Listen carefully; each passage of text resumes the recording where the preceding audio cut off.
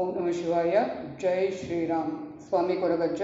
ನನ್ನೆಲ್ಲ ಪ್ರೀತಿ ವೀಕ್ಷಕರಿಗೆ ಶಿವಾನುಗಡ ಆಧ್ಯಾತ್ಮಿಕ ಚಾನೆಲ್ಗೆ ಸ್ವಾಗತ.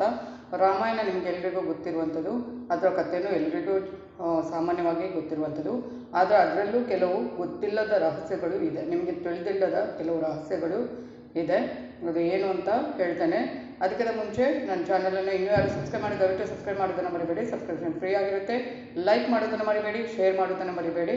ಹಾಗೆಯೇ ನಿಮ್ಮ ಏನೇ ವೈಯಕ್ತಿಕ ಸಮಸ್ಯೆ ಇದ್ದರೂ ನನಗೆ ಕಮೆಂಟ್ ಬಾಕ್ಸಲ್ಲಿ ಕಮೆಂಟ್ ಹಾಕಿ, ರಾಶಿ ನಕ್ಷತ್ರವನ್ನು ತಿಳಿಸಿ, ಗೊತ್ತಿಲ್ಲ ಅಂದರೆ ಡೇಟ್ ಆಫ್ ಬರ್ತ್ ತಿಳಿಸಿ. ಖಂಡಿತವಾಗ್ಲೂ ನಾನು ನಿಮ್ಮ ಸಮಸ್ಯೆಗೆ ಅಲ್ಲೇ ಪರಿಹಾರವನ್ನು ಸೂಚಿಸ್ತೇನೆ. ಖಂಡಿತವಾಗ್ಲೂ ನಾನು ನಿಮ್ಮ ಜೊತೆ ಯಾವತ್ತೂ ಇರ್ತೇನೆ. ಹಾಗೆಯೇ ನಾನು ನಂಬಿದ ಶಿವದೇವರ ಹಾಗೂ ಕೊರಗಜ್ಜ ದೇವದ ಆಶೀರ್ವಾದ ನಿಮ್ಮ ಮೇಲೆ ಸದಾ ಇರುತ್ತೆ ಅಂತ ಹೇಳ್ತಾ, ಹಾಗೆಯೇ ಸಬ್ಸ್ಕ್ರೈಬ್ ಬಟನ್ ಒತ್ತುವಾಗ ಪಕ್ಕದಲ್ಲಿ ಬೆಲ್ ಐಕಾನ್ ಇರುತ್ತಲ್ವ, ಅದನ್ನು ಕ್ಲಿಕ್ ಮಾಡಿದಾಗ ಆಲ್ ಅಂತ ಬರುತ್ತೆ. ಅದನ್ನು ಕ್ಲಿಕ್ ಮಾಡೋದನ್ನು ಮರಿಬೇಡಿ. ನನ್ನ ಎಲ್ಲ ವೀಡಿಯೋ ನೋಟಿಫಿಕೇಷನ್ ಪಟ್ ಅಂತ ಸಿಗುತ್ತೆ. ಓಕೆ, ರಾಮಾಯಣದ ಬಗೆಗಿನ ಎಲ್ಲ ರಹಸ್ಯಗಳು ನಿಮಗೆ ತಿಳಿದಿದೆಯಾ ಏನು ಅನ್ನೋದನ್ನು ನೋಡ್ಕೊಂಡು ಹೋಗೋಣ. ರಾಮಾಯಣದ ಬಗ್ಗೆ ನಾವು ಎಷ್ಟೇ ತಿಳಿದುಕೊಂಡರೂ ಅದು ಕಡಿಮೆ ಎಂದು ಎನಿಸುತ್ತದೆ. ಯಾಕೆಂದರೆ ರಾಮಾಯಣವನ್ನು ಎಷ್ಟೇ ತಿಳಿದುಕೊಂಡರೂ ಅದರ ಬಗ್ಗೆ ಮತ್ತಷ್ಟು ವಿಚಾರಗಳು ಸೃಷ್ಟಿಯಾಗುತ್ತಲೇ ಇರುತ್ತದೆ. ರಾಮಾಯಣದ ಬಗೆಗಿನ ನಿಗೂಢ ರಹಸ್ಯಗಳು ಇಲ್ಲಿವೆ ಕೆಲವೊಂದು. ಶ್ರೀರಾಮಚಂದ್ರರಿಗೆ ಒಬ್ಬರು ತಂಗಿ ಇದ್ದರಂತೆ.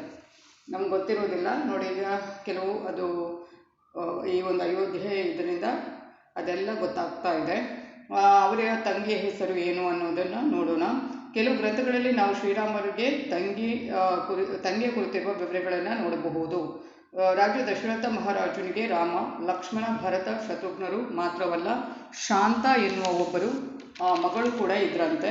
ದಶರಥ ಮಹಾರಾಜನ ಆಪ್ತ ಸಹೋದರ ಮತ್ತು ಅಂಗರಾಜ್ಯದ ರಾಜನಾದ ರೋಮಪಾದನಿಗೆ ಮಕ್ಕಳು ಇಲ್ಲದ ಕಾರಣ ದಶರಥ ಮಹಾರಾಜರು ತನ್ನ ಮಗಳು ಶಾಂತಾಳನ್ನೇ ಅವರಿಗೆ ನೀಡುತ್ತಾರೆ, ತನ್ನ ತಮ್ಮನಿಗೆ ನೀಡುವಂಥದ್ದು. ಇದೆಲ್ಲ ನಮಗೆ ಗೊತ್ತೇ ಇಲ್ಲದಂಥದ್ದು. ಹಾಗೆಯೇ ಶ್ರೀರಾಮರ ಬಿಲ್ಲು, ಅದರ ಬಗ್ಗೆ ನೋಡೋಣ. ಭಗವಾನ್ ಶ್ರೀರಾಮರ ಬತ್ತಳಿಕೆಯಲ್ಲಿ ಸಾಕಷ್ಟು ದೈವಿಕ ಬಿಲ್ಲು ಬಾಣಗಳಿದ್ದವು. ಅವುಗಳಲ್ಲಿ ಬ್ರಹ್ಮಾಸ್ತ್ರವು ಒಂದು. ಶ್ರೀರಾಮರ ಬಳಿಯಿದ್ದ ಬಿಲ್ಲು ಕೂಡ ಅತ್ಯಂತ ದೈವಿಕ ಹಾಗೂ ಪ್ರಭಾವಶಾಲಿಯಾಗಿತ್ತು. ಆ ಬಿಲ್ಲಿನ ಹೆಸರೇ ಕೋದಂಡ. ಅತ್ಯಂತ ಶಕ್ತಿಶಾಲಿ ಶಿವಧನಸ್ಸನ್ನು ಮುರಿದು ರಾಮನು ಸೀತಾ ಮಾತೆಯನ್ನು ವಿವಾಹವಾಗ್ತಾರೆ. ಆದರೆ ವಾಲ್ಮೀಕಿ ರಾಮಾಯಣದ ಪ್ರಕಾರ ರಾಮದೇವರು ಸೀತೆಯ ಸ್ವಯಂವರಕ್ಕಾಗಿ ಹೋಗಿರಲಿಲ್ಲ. ಅವರು ವಿಶ್ವಾಮಿತ್ರ ಋಷಿಯೊಂದಿಗೆ ಜನಕಪುರಕ್ಕೆ ಹೋದಾಗ ಶಿವಧನಸ್ಸನ್ನು ಮುರಿಯುತ್ತಾರೆ. ನಂತರ ಸೀತೆ ಮತ್ತು ರಾಮದೇವರಿಗೆ ವಿವಾಹವಾಗುತ್ತದೆ. ಹಾಗೆಯೇ ದಶರಥರಿಂದ ಮಗನಿಗಾಗಿ ಯಾಗ ಏನು ಅಂದರೆ, ಧರ್ಮಗ್ರಂಥಗಳ ಪ್ರಕಾರ ರಾಜ ದಶರಥರು ಮಗನನ್ನು ಪಡೆದುಕೊಳ್ಳಲು ಪುತ್ರ ಕಾಮೇಷ್ಟಿ ಯಾಗವನ್ನು ಮಾಡ್ತಾರೆ. ಇದರ ಪರಿಣಾಮವಾಗಿ ದಶರಥ ಮಹಾರಾಜರಿಗೆ ಶ್ರೀರಾಮ, ಲಕ್ಷ್ಮಣ, ಭರತ ಮತ್ತು ಶತ್ರುಘ್ನರು ಜನಿಸಿದರು.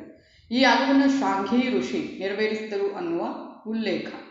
ಅಂದರೆ ನಮ್ಗೆ ಗೊತ್ತು, ಅದು ಯಾಗದ ಬಗ್ಗೆ ಗೊತ್ತಿರ್ಬೋದು. ಅದನ್ನು ಯಾರು ಮಾಡಿದ್ದಾರೆ ಅಂದರೆ ಶಾಂಘಿ ಋಷಿಯವರು ಮಾಡಿದ್ರು ಅನ್ನುವ ಒಂದು ಎನ್ನುವ ಉಲ್ಲೇಖ ಇರುವಂಥದ್ದು.